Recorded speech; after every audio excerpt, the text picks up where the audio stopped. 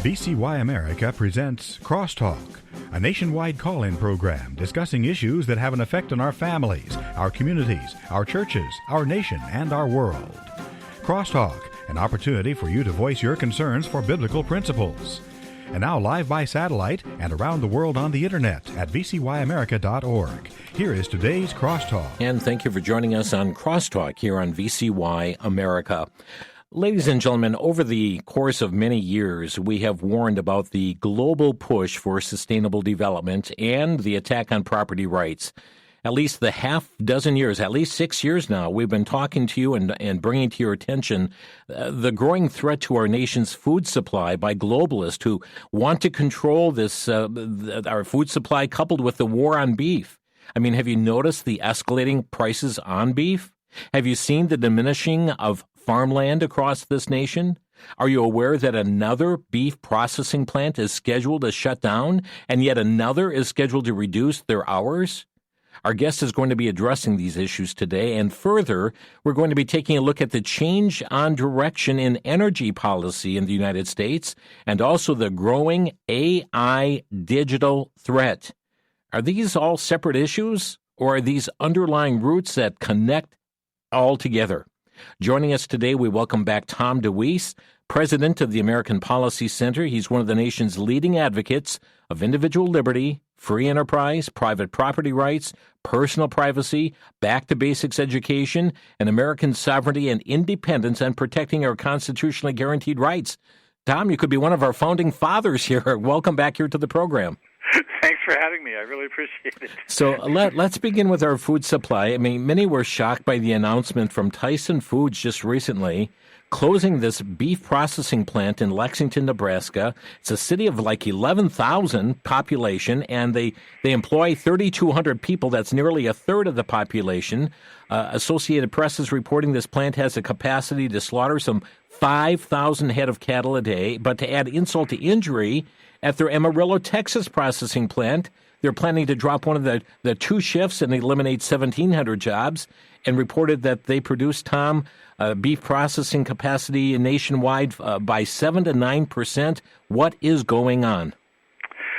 Well, the only thing I can answer with all that, I mean, you just wonder, these corporations that try to kill their own industry as they go along, but there's always something else in the background that they figure they're going to pick up on. But I've known and I've warned for several years that Tyson's, along with Cargill, JBS, which is out of Brazil, National Beef, there are only 4 of these packing companies in the industry, and Tyson's one of the leading ones, and they are all part of what's called the Sustainable Beef Roundtable. And this was put together under the control, really, of the World Wildlife Fund, which advocates that we end beef consumption to save the planet.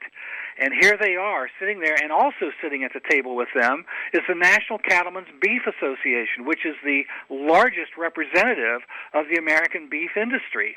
And here they are sitting around the table, and they're coming up with these rules and regulations on how those in the beef industry have to operate sustainably. And if they don't follow those rules, then they're not going to be, the packing companies aren't going to deal with them. And we've lost thousands of beef growers in this country as this stuff has taken place. And as you know, when you have a reduction of a product, the cost of it goes up, and the price. Yeah. And but they also, with all these sustainable rules that they are having to deal with, this is causing the cost to go up for the beef growers. And we're talking about where they put rules on how much grazing land they can have. Under sustainable rules, they need to have more open space for the animal world, the natural animal world, and so forth, to have more place for them to go. So we have to cut back on the grazing land for the beef. Well, that means they can only have fewer cattle, and then the cost goes up. And so this is what we're dealing with. They I'll just give you a couple of examples here of the sustainable rules and what they're focusing on. One of them is energy consumption.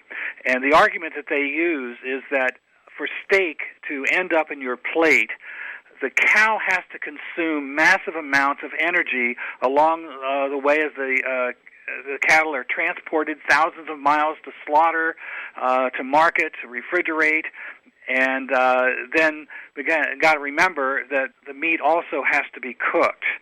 And so that is all that energy consumption is dangerous to the environment. But you know, tofurkey, which is their fake meat, that's also got to be cooked. But they don't mention that part. Right, right. So, Tom, what would keep another entity from, other than Tyson or one of those four that you mentioned, from just coming in and opening their own processing plant?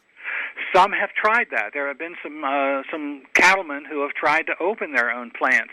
And what happens then is these four monsters who are a dictatorship in all this, a monopoly, they start to lower their prices and put these places out of business. It costs a lot of money to put this together, and they end up not being able to get business because these four organizations control the market, and they start lowering the prices so that they can't compete. I believe 24% of the beef brought into our country now is coming from Brazil. President Trump has also talked about increased imports from Argentina. Does this concern you? Very much so.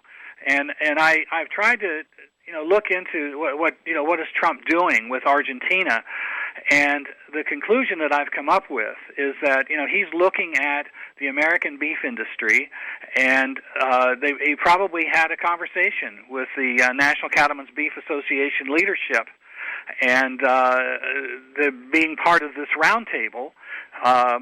They probably promoted it and said, yeah, go ahead with that. And he's thinking, well, the industry's telling me this is a good way to go. We're going to lower his concern is to lower the prices. Right. But he's not being told, I don't believe, on what is causing the prices to rise. And it's this whole control by these guys in their environmental stuff, their sustainable stuff, and the rules and regulations that are putting the American beef industry out of business. Well, also, Tom, I'm thinking about the poor folk in Lexington, Nebraska. I mean, 3,200 people that are employed at this population of the city's 11,000. I mean, this is going to be devastating for their community, and not just in this aspect, but in all aspects of life in this community. Yep, and you begin to look at these kind of things happening, particularly, now this is a smaller community, and again, when you go back to the whole sustainable thing and the smart growth in the cities and all of that, they really want to get people off of those more rural communities and herd them into the cities. They want to do the same thing to a lot of the farmers. To get them off of their property, move them into the cities. I actually saw one of these organizations promoting that if we get farmers moving into the cities, then they can grow our food needs right there in our community. That's right. the way they look at it. So it's control. Do you have an 8x8 plot in your yard that a farmer can come in? Tom, and when we talk about this, I mean, it's reported that this is going to reduce beef processing capacity nationwide by 7 to 9%, that the nation will not feel the pinch at the beginning because everything that will be en route at that particular time, but it'll be not too many months down the road, people will be feeling that. But this is not very promising then to those who are in the cattle raising business here in the U.S. They're already suffering so much. I've read reports that cattlemen, as they're growing their beef, they have to hold them for over a year before they can even think about taking them into a processing plant. A whole year's wait. Why? In a free market society, in economy, if you have a background or backup like that of being able to process, you open more plants. If there's a need for it, that's what you do in a free market. Right. But here is control. And ultimately, the goal is to end the beef industry. And that's one of the main tenets of sustainability. And they don't do it overnight because that would cause people to rise up and be angry. But slowly but surely, and then of course you got people like Bill Gates moving to get us fake meat and pretend like that's real. Yeah. Well, there's another factor coming alongside this, and NPR has reported on the spread of this alpha-gal syndrome coming from primarily the Lone Star tick that can make people allergic to meat for life. And Tom, the cynical side of me says, who introduced that tick into the United States? And all of a sudden, this allergy that's been really growing amongst people, having an allergy to meat for life? Yeah, very interesting. And after we've just gone through the whole the COVID lockdowns and what they're finding in the science of where this disease was created and so forth, you've got to start to question this kind of thing. We're seeing several different new bugs coming in and we never saw before, and ticks and that kind of thing. And you just got to question them. I don't have any facts on that, but you just have to question it when this stuff starts to come up and works so well with the Beef Roundtable. And, and it's not only beef, but justthenews.com, you referenced this just a bit ago, too. They ran a story on the vanishing farmland across the United States, that there are a number of farmers that are selling their land to the likes of solar developers and others. Well, that's the growing thing, the real attack on their property, that they are doing so, hurting so much from all of these other rules, costing them what would be their normal farming business. And then they're looking at it, and here comes a solar company or a wind tower company, and they come in and say, "Hey, we're going to pay you this much to use your land." But it's in, they think, well, what other choice do I have? I need that money, and then you get into the details of how that all operates, and they have, when they sign these contracts with these companies, they absolutely lose control of their land. It's not just one area where they're renting it out to them or so forth. It grows and grows and grows, and it covers without any control by the farmer where they put the wind towers or the solar panels. And again, and then what happens when they try to pass their property on to their young people and their family and so forth. All kinds of problems come up there with it. They just can't do it. Right. And actually land is being destroyed in the process. Exactly. Yeah. And we think of the family farm, and we see historically, passing it on from one generation to the next, and continuing the farming. But Tom, I know not in all cases, but in some cases, the new generation just doesn't want to do that any longer. Well, look at all the problems they're facing. And, we used to have really active 4-H clubs in school, and they were really proud of, I'm a farmer, I'm always going to be a farmer. I've never met a farmer who didn't want to be a farmer. But there's so many problems that they have to deal with now that and of course, you've got the young people who are indoctrinated in the classrooms that all these sustainable things, the damage to the environment and all of that, and so they start to get concerned about that and say, well, I don't want to do that. I want to do that to the environment, so I won't do it. So all these things together, it is a complete plan to completely control and change our society. Friends, we're going to take a quick break. Tom DeWeese with us from the American Policy Center, and what you can do here on this war on beef and the attack on our food supply. And then we're going to segue into some other issues that are going on pertaining to energy and even that of a threat coming from AI. Back in a minute here on Crosstalk. Back to Genesis with Dr. John Morris, geologist with the Institute for Creation Research. Dr. Morris, how much can scientists tell about an animal from its fossils? Chris, they can tell quite a bit, but oftentimes they claim too much. Let me give you an example. Recently, a few fragments of teeth were found in Morocco of a mammal no bigger than a small dog. But the evolutionary discoverers claim that it was of a small elephant. Evidently, the molars were more similar to elephant molars than anything else. But they didn't stop there. They claimed that this particular elephant didn't even have a trunk, and that he hid in trees and hunted at night. Cut me some slack. How can they tell this from a few tooth fragments? Now, I'm not sure what this animal was, but I'm quite certain you can't look at a tooth and know all that. Evolutionists should stop telling evolutionary stories and get back to Genesis. Thanks, Dr. Morris. For more info on Genesis, visit us on the web at www.icr.org.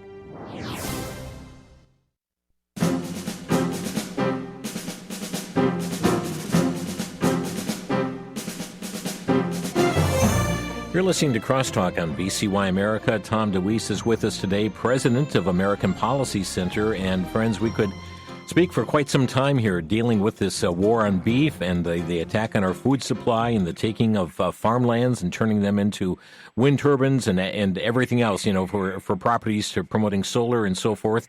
But Tom, as we're going to move on to some other topics, what can an individual do? I mean, you talked about the head of the Cattlemen's Association, and yet there are those who listen who are members of this association. Is this just an elite at the hierarchy of this, or what can people do? Well, first of all, it's really important that they don't try to do it by themselves, because they will be crushed if they try to do that. But you have fellow farmers who think the same way you do. There are some organizations that they can get into and even people in the local communities who are around there. You need to make sure that your farmers know they've got your support. Mm-hmm. They're out there by themselves, and get there to them, communicating with these people and sharing your ideas on this. You can begin to organize. You've got to stand up and say, no, we're not going to do this.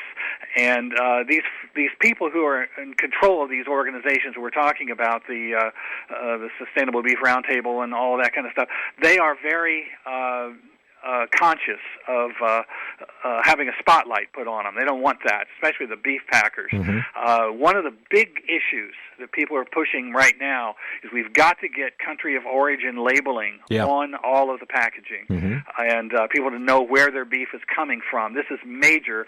This Beef Roundtable is one of the forces getting rid of that, and we've got a force to put that on. You need to, if you've got the ability to contact the Department of Agriculture, push that we need this country of origin labeling. We got to make sure that it's done a certain way, because if what they've done is if they brought in beef from China, for example, but it was processed in the U.S., then they say processed in the United States. Don't let them lie to you like that. This language has got to be right. But this is what we have to do: is organize and speak out. And Tom, one of the reasons why that is so important, because all of a sudden there's this outbreak and this recall, and people are led to believe that this is coming from within even our nation, or it's coming from all of beef is impacted by this. All of beef producers are bad, or they're doing this wrong. But sometimes it's coming from select areas around the world being brought into the U.S. and, as you said, stamped that process in the United States, but that beef did not originate here. Exactly. Yeah, and there's so much. Even there's chicken. It's not just beef. Right. Chicken, poultry, all the same stuff.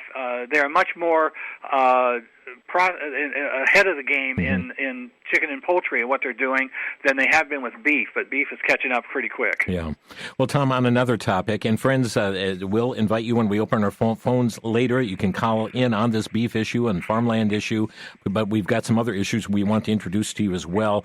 I was just reviewing some of our crosstalk topics, Tom, and you and I discussed back in 2015, 10 years ago, we spoke about the Waters of the United States rule that put a hyperdrive on the way we even treat puddles here in our country. But just give us a brief overview of what the Waters of the United States rule is. I'm glad you had that date, because I was trying to remember if it went back prior to Obama or not. But, it really kind of started with Obama. Mm-hmm. And the Waters of the U.S., the whole push for all this open land and getting people off their own land, not being able to control private property and all of that, they came up with this thing. There are certain areas of the country where they don't get a lot of rain. And when they do, they have puddles, forth. Yeah. And they started declaring those that part of the waters of the U.S., It's like you're going to really float a little kid's boat on that. Well, and under that, I saw under Biden standards, some of these low spots that you're just talking about, you're laughing, but it's true that these collected puddles, and I put this in quotes, they could be found to have a significant nexus to navigable water. Yes, exactly. Navigable waters, exactly. Yeah. A puddle that's there for a month. Right. Whatever. Right. But that is just an excuse to grab land. Mm-hmm. And that is what we have to understand, that all of this is aimed at that. They have advocated under the Biden administration, they had the 30 by 30 plan, which is still there at the moment, and the idea is to lock away 30% of all the land in the United States, so no human activity on it whatsoever. And how do you do that? You make it impossible to live there. Mm-hmm. And all these rules and regulations, first of all, you go after the farmers and tell them they have to use these sustainable rules. Then you come up with the waters of the U.S. where a mud puddle now becomes something you aren't allowed to tread on that. That's part of the waters of the U.S. Right. And all this kind of stuff. This is what's behind it. And friends, let me just say this. I bring this up because just recently, under the EPA chief Lee Zeldin now, under that rule, that an Idaho couple is facing fines up to $33,000 a day for starting to build a home on a residential subdivision land plot, and found in violation of this Waters of the Rural Act. This person's not alone. Tom, there's been so many who've been victimized by this, and now under the Trump administration, Lee Zeldin is working on revamping of these regulations, and I know you'll be watching what truly happens with all of this. But this is a critical matter to take up. Absolutely. We had a case probably 10 or 15 years ago in Pennsylvania where a guy bought land there, and it had been trashed for years. The little streams running through it were blocked with trash and everything. He went in and cleaned all that off, mm-hmm. and they put him in jail for doing that, disturbing this open land. My. So, yeah. Tom, we know President Trump has campaigned in what he called drill, baby, drill. And we have seen gasoline prices drop dramatically across this nation. And now last Thursday, the U.S. Senate just voted to overturn a Biden-era policy that restricted oil and gas drilling in most of the Arctic wildlife refuge coastal plain, and drilling's been happening in other areas, or allowing for permits for drilling. There's been some significant change going on there. Yeah, these are the things. I think the EPA is finally going in the right direction on so much of this. They have come out and very openly called the whole climate change thing a scam. And we've been saying that for all these years, mm-hmm. and finally that is coming out. So that's the good news. So we can get rid of those things. I mean, this is where we have damaged our environment. We've actually damaged the environment with a lot of these plants. It's damaged our economy and made prices go up. This is one of the main reasons prices have gone up, and this has all got to be addressed if we're ever going to put our economy back in place.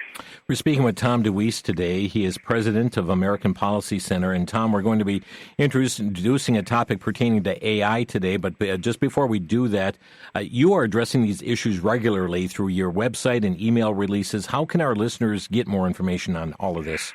Yeah, our website is AmericanPolicy.org, and we have there, first of all, a 30-year archive of articles on all these issues we're talking about. So if you want to find out what it's about, where it's coming from, how we've gotten into this mess, we've got a lot of those articles that will tell you that.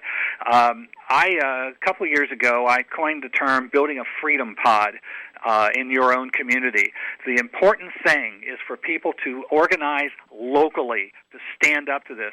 What people don't realize is that there are thousands of these non-governmental organizations. They've been trained in many cases by the World Economic Forum and the United Nations to bring these programs into your city councils, your county commissions, and they have it all written out. They know exactly what grants to go for and so forth. And your elected officials are surrounded by these people, along with these non-elected regional councils and things like that. And your elected officials look at you, and probably have them say this to you if you ever talk to them. Well, that's just the way it's done now. There's nothing we can do about this. And so the problem is our side isn't there. They're not hearing from the homeowners, from the farmers, and so forth. And so they're not getting any pressure there. Mm-hmm. So this is vital that they start to feel from us an opposition to stand up and to fight back. And we've got on our website we first of all, we put together a manual on this, local activist manual. It's there on the website, and we've got a section there called Freedom Pods, and it's got a lot of the tools, a lot of the tactics that we use there. You can find them out, and you can also email us. And we'll many organizations or local groups of people I've had meetings with over the phone or over Zoom, talking to them, giving them ideas, and so we're helping any way we can that way. And friends, through their website, you can get that email info, AmericanPolicy.org, the website, AmericanPolicy.org. Well, Tom, we're just going to get into our next topic here, and we'll continue in the next segment. But just last week, you released an article warning on the growing AI threat, and you indicated that, and I'm quoting, a growing drive to enslave us through artificial intelligence technology. Tom, tell us your concern. Yeah, we have a growing, the whole AI thing is getting into every aspect of our lives. One of the first things they're working towards is digital ID, that and Bill Gates has said that this digital ID has got to be accepted by U.S. citizens by 2028. And if they don't accept that, if they don't do it, we'll be exclusion from our society. They are looking at controlling our money supply. Instead of having dollar bills, instead of having money that way, you will. The only thing we'll have is digital money. And, you know, the way Communist China has worked for all these years, if you don't play games with their party, with their attitudes, you're shut out of society. Everything you have is taken. This will set it up to where that can be done here. We have a huge divide in this country, a political divide of philosophy, how people act.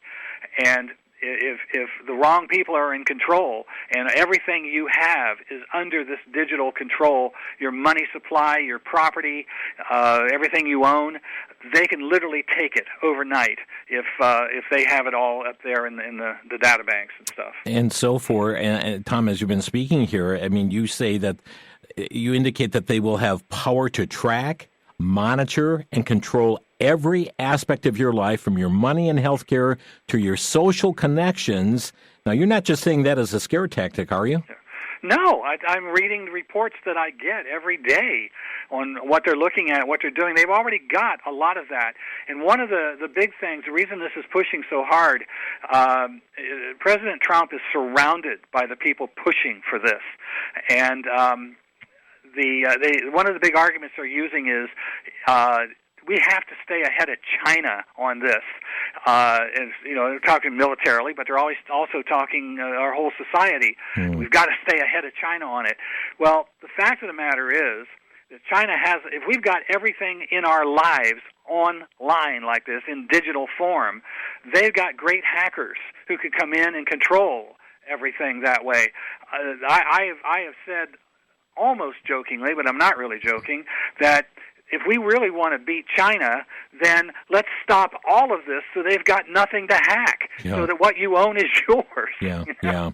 And we saw how China responded during COVID with the social credit monitoring system and the confining of people and shutting people down and their transactions, their movement, the control over food supply, etc. Tom DeWeese is with us today here on Crosstalk. We're going to get a little bit further into this aspect on this AI digital threat following the break, and we trust you'll stay tuned. Also, friends, be formulating your questions so you can get right to the point when you call in on the program today on our topics today, and whether it's the war on beef and the attack on food supply, energy-related issues, and here also this whole matter of digital ID. We'll be back in just 1 minute. This is Crosstalk on VCY America.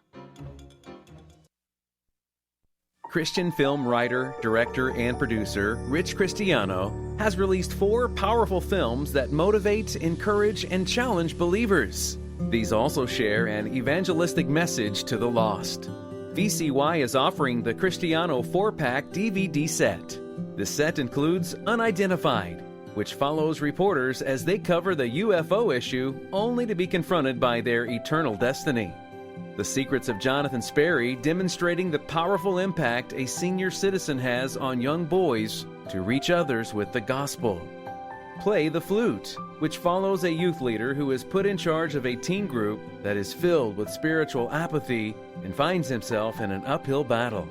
And then A Matter of Faith, showing a Christian girl whose faith is challenged as she leaves for college. This 4-pack Cristiano set is available for $35 when you call 1-800-729-9829.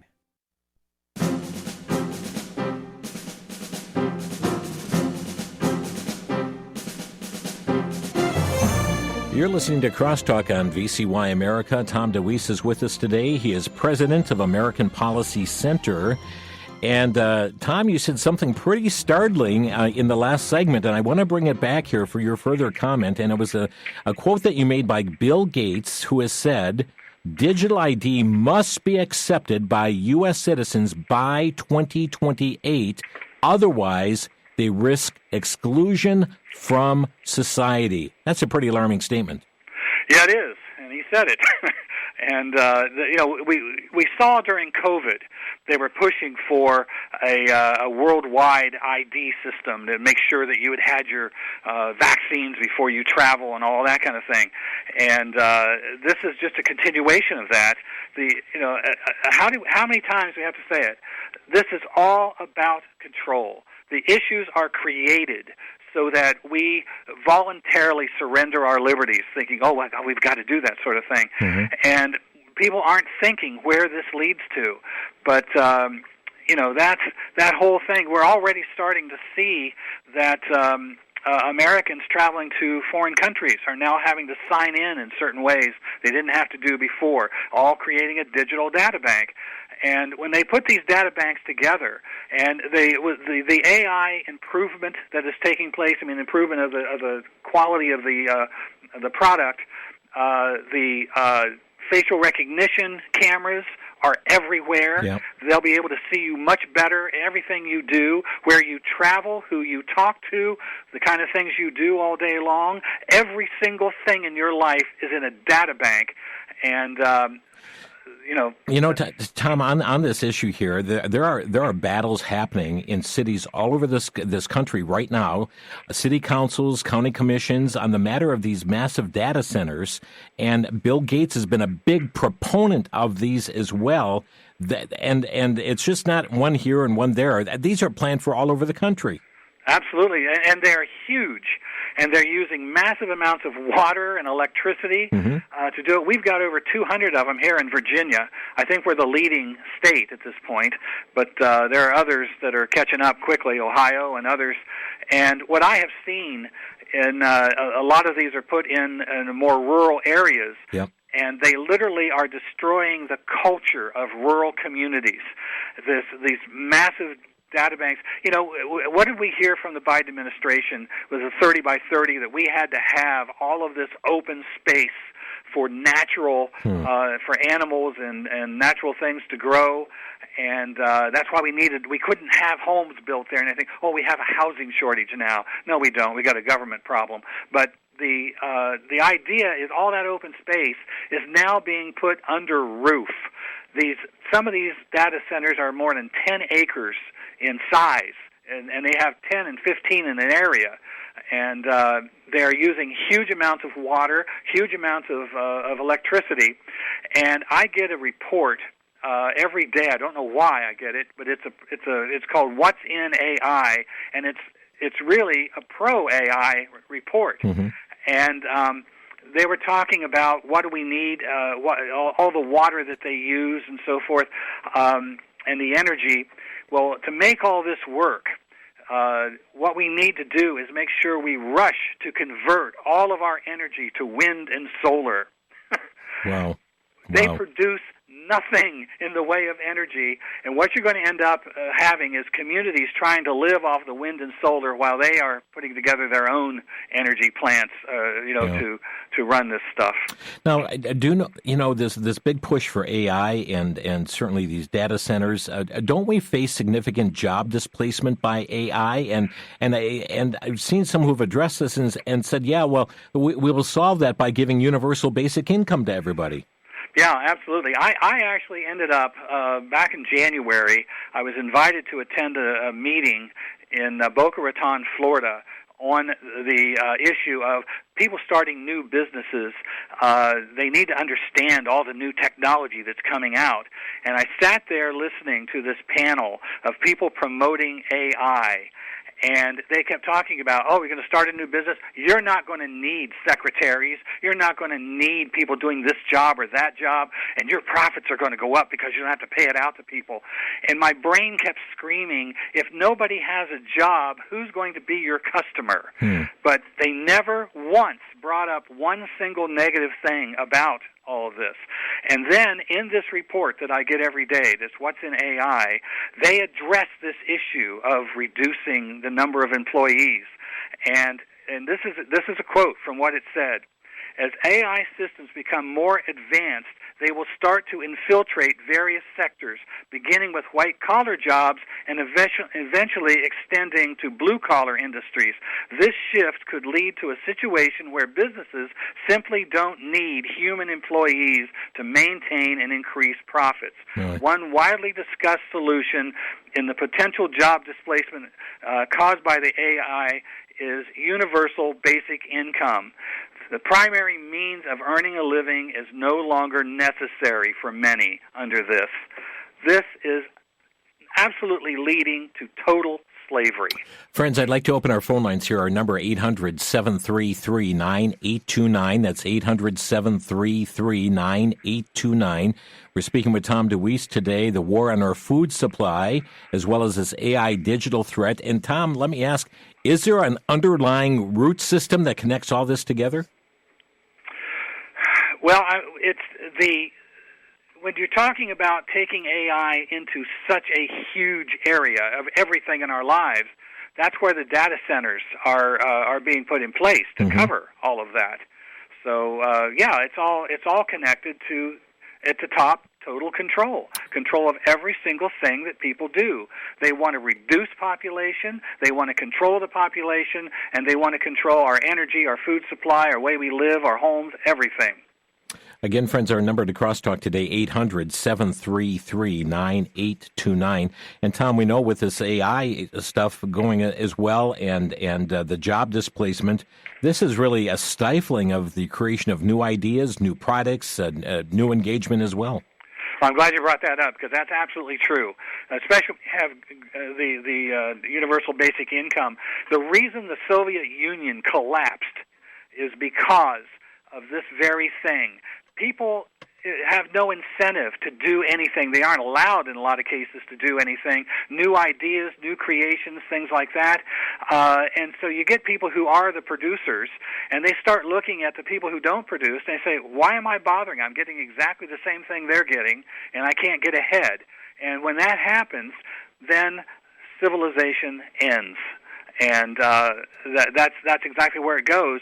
Everything will collapse under this as it's put into place. And again, Tom, can people anything that they can do in regard to this? Well, one of the big things that's happening, and some people local communities have had some successes on this, is to stand up against the data centers, and some have succeeded in stopping some of those, and we need to do more. There's another thing that's coming up, I got a report from the Federal Communications Commission that where there's a move. They're trying to put some of these cell towers and so forth right in people's yards, right next to their bedroom windows, things like that. People don't want that to happen. And the Federal Communications Commission has put out a notice to advance the Commission's Build America agenda by proposing reforms that would free towers and other wireless infrastructure from regulatory burdens. In other words, local communities with your local elected officials trying to do what they were elected to do, protect their citizens, protect their property rights, protect their health. The FCC is coming this out saying you can't do that. We've got to get these cell towers out there, so we've got to put them where we want to. Our phone number to crosstalk, 800-733-9829. Have a couple open lines, 800-733-9829. Let's begin with, let's try this one. Audrey in Philadelphia, Pennsylvania. You're on the air. Hi. I just wanted to ask a question. in reference to the digital ID. Mm-hmm. Once that's mandated, is that like the mark of the beast? Yeah. Because of the fact that you can't buy, sell, trade? Well, that is certainly a time forthcoming, as we see in the book of Revelation, but chapter 13. But, Tom, I know this is something that is likely a precursor, really desensitizing everybody to such a time that you know, as Bill Gates says, you know, that everybody's going to need this by 2028, or you're just going to be excluded from society. Yeah, and what they do, they sell this as a real convenience. You know, you won't have to carry your purse around anymore. Mm-hmm. You have all your credit cards right there in the chip. You'll have everything you need, your identification and everything, and it's just right there in your arm, in your chip. And that's how they sell this stuff. And like I said earlier, the younger people are brought up with this idea, and they look at new technology like that as an excitement, rather than to say, wait a minute, what about my privacy? What about my property? What about the way I want to live my life? Mm-hmm. They don't think that way, and so they'll be real excited because, look at this great new technology. Thank you, Audrey. And can I just make another comment? Sure. By 2028, Trump will be done. Yeah, He'll be done his presidency. So. Yep, that is certainly Thanks, true. guys. Thank you for the call. Appreciate it. We've got Jesse in Spring Valley, Minnesota calling. Jesse, you're on the air. Yes, one of the things I noticed is the calf prices are up so high, and we get like $1,400 for a baby 90-pound calf. Is that because the Muslims eat veal, and are they trying to eliminate cattle? Is there a plan to eliminate cattle? And you're talking about the high calf prices, Tom. Yeah, well, it is a drive to eliminate cattle, and again, I said, the World Wildlife Fund is one of the ones behind this who've advocated getting rid of beef consumption for decades to save the planet. And isn't it interesting how they get their little fellow warriors here? Like, you take the Muslims who don't believe in that, so that's a good way to push that kind of a program forward. So they'll use any tool they need to push these things forward. Thank you for the call here, Jesse. Appreciate it. Our number 800-733-9829 here today for Crosstalk, and taking your calls here on issues, and certainly the concerns are many as it relates to this war on beef that's going on. Love to hear from some ranchers today, and also this whole matter of the digital threat, the AI digital threat taking place. Again, the number 800-733-9829. Tom, if we continue on this trajectory with beef and the farmlands, etc., it doesn't look like a bright future for the country. Well, there's no way that you're going to make America great again if you don't have control of private property and the industries that go with it. A free market. The three pillars of freedom are free market, private property, and personal choice. Mm-hmm. And if you eliminate those things, then you're not going to be able to make America great again. It's going to disappear. And this has got to be demanded. And I'm very concerned. I don't want to, say negative things. Donald Trump has done some incredible things. He's done wonderful things. But he is being misled in many cases on a lot of this stuff. And he's got to hear from us. We've got to stand up to this. Friends, we'll be back in 1 minute with more of your calls here on Crosstalk at 800-733-9829. Tom DeWeese from the American Policy Center and their website, americanpolicy.org. Back in a minute here on Crosstalk.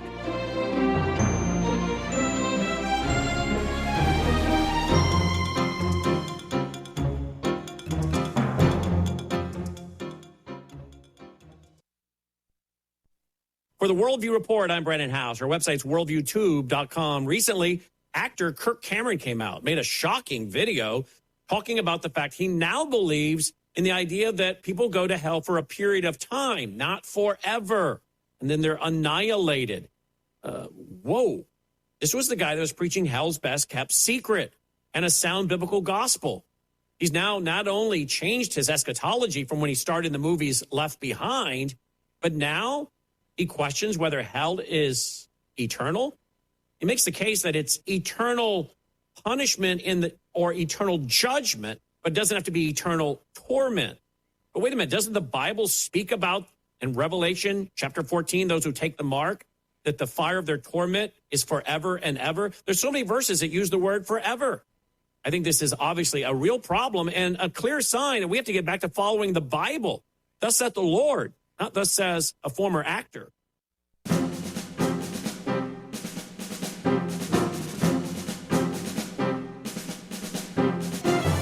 This is Crosstalk on VCY America. Tom DeWeese, our guest today from the American Policy Center. And let's go right back to the phone lines. We have Jeff calling from Cedarburg, and you're on the air, Jeff.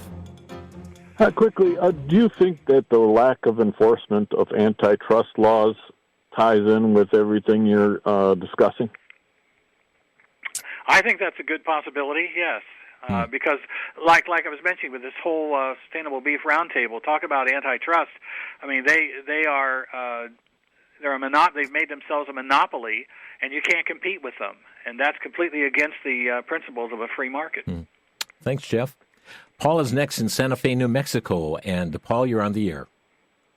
Hi, I just wanted to ask if either of you had seen the pipeline deception video with RFK, and I thought it was pretty shocking. They showed how there was poisonous gases coming out after, I guess there was flooding, and the piping had broke, the carbon pipelines. Carbon capture pipelines? Yeah, the carbon capture pipelines. And cars, people who tried to escape in their vehicles, the vehicles were immobile, and they couldn't drive out. Tom, any info on that? Yeah. That happened in Mississippi with a rupture of the pipeline there, and it's like this blue gas came out of there, and it sucked down oxygen, and that's why the cars wouldn't run. And the people, some people are still, this is a couple of years ago, some people are still suffering in their lungs from the problem with that. And this is one of the great dangers. They want to build these carbon capture pipelines right up next to people's homes, going across their farms and so forth. And they just ignore that whole situation. That what happens if it bursts? If an oil pipeline breaks, well, then you move in and clean it.